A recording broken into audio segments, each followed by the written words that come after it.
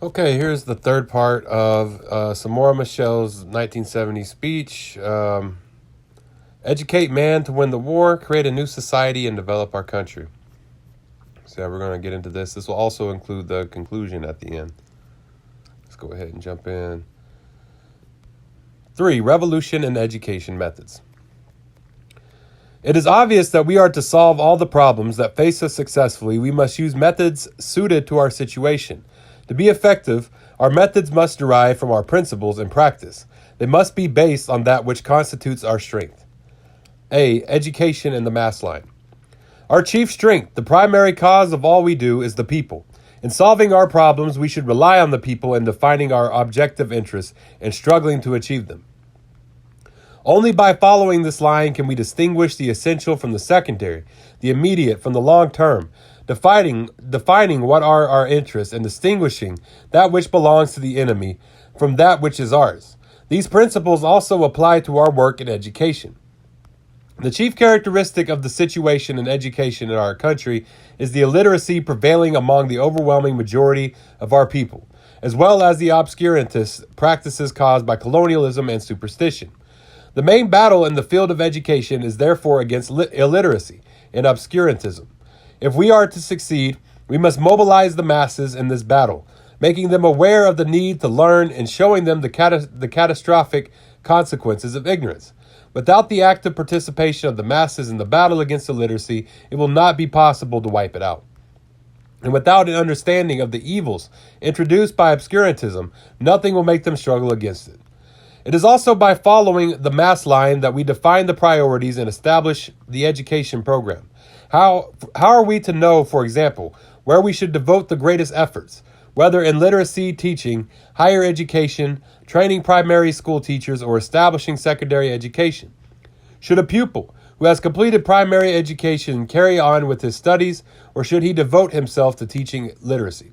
Should we be content to state that 20,000 children in the liberated areas are receiving schooling when in those same areas there are still hundreds of thousands of children who have no contact with any school? Should we give priority to children or to the army, which is the backbone of our movement? These are extremely serious problems requiring deep thought. The priorities in our education work have not as yet been properly established, and this second conference must make a careful study of the problem. B. Learning war in the war. This problem stems mainly from the concept that a pupil needs continuous education. That is, that the pupil must remain in school from the primary level until he obtains his higher education diploma. However, the circumstances under which we are living, of war and massive illiteracy, demand concepts and methods which meet both our future objectives and our most immediate objectives. For unless these are solved, there will be no future. This means that instead of continuous education, we should give priority to permanent and progressive education. We mean that all militants should at all times be able to raise their technical, cultural, and political level. At the same time, it means that after priorities have been established, some people will be selected for special crash courses, so that they can then impart their newly acquired knowledge to broader sectors of the people. In the final analysis of this method, we have already been using successfully for some years in our war. As soon as a fighter receives a minimum of training, he goes into battle where he further develops his practical knowledge and passes it on to others. Some are selected from the battlefield for more advanced training, and they then return to raise the general level. We do not wait to train generals in order to fight battles. C. Relying on our own forces. Stemming from what we have just said, it is the principle of relying on our own forces.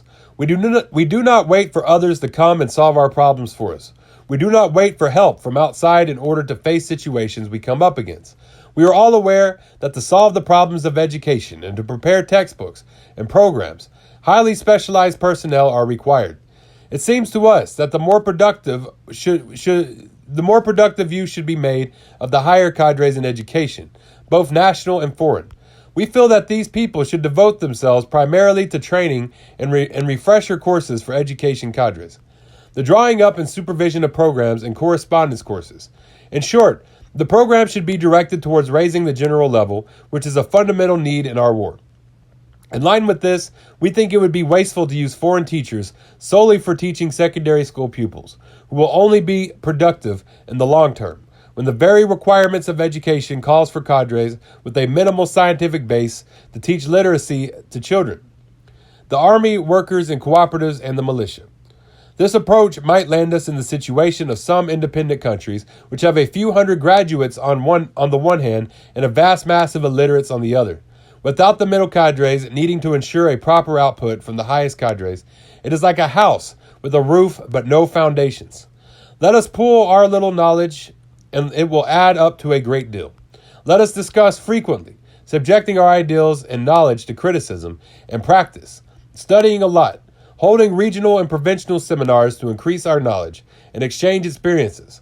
Let us try to organize correspondence courses to raise the knowledge of teachers and cadres. Conclusions. This is the conclusion to the entire speech. If we rely on the masses, learning war in the war, and relying on our own forces, we shall be able to win the battle of education.